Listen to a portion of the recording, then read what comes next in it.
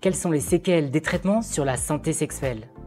Les traitements du cancer du sein peuvent laisser des traces, des cicatrices physiques, une perte de sensibilité ou des douleurs au sein, une prise de poids, des bouffées de chaleur ou encore la chute des poils et des cheveux pendant une chimiothérapie, temporaire certes, mais assez perturbante.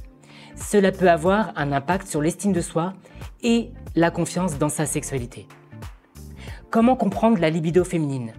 La libido, c'est cette force qui nous pousse au contact intime. Elle est influencée par plein de choses.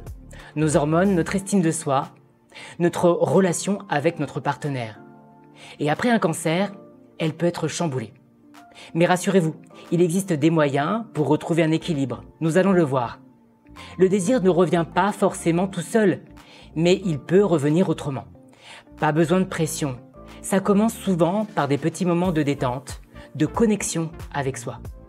L'imaginaire, les émotions, les souvenirs agréables, tout cela nourrit doucement l'envie.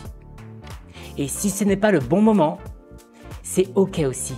Vous avez le droit de faire une pause, le droit de dire non, le droit de dire peut-être, le droit de dire oui autrement. On sait que l'anatomie féminine est mal connue. Connaître son corps, c'est la première étape pour mieux se comprendre, pour mieux se respecter. Et pourtant, on parle très peu du sexe féminin et souvent avec des mots flous ou tabous. Alors aujourd'hui, on remet un peu de clarté. Un mot déjà, la vulve. Ce n'est pas le vagin. La vulve, c'est la partie visible, à l'extérieur. Les petites et grandes lèvres, le clitoris, l'entrée du vagin, le méa urinaire.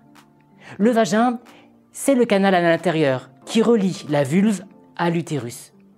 C'est un peu comme si on appelait notre bouche œsophage. Pas juste non. On a longtemps oublié ou ignoré une partie essentielle du plaisir féminin, le clitoris. Le clitoris, ce n'est pas qu'un petit bouton en haut de la vulve. C'est un organe complet, en forme de Y inversé, qui fait environ 10 cm de long. Il est entièrement dédié au plaisir. Et pourtant, peu de femmes savent vraiment à quoi elle ressemble. La vulve change avec le temps, les hormones, les émotions. Pendant un traitement contre le cancer, elle peut devenir plus sèche, plus fragile, plus sensible. Ce n'est pas une honte, ce n'est pas un défaut. C'est un signal du corps qu'on peut écouter et accompagner.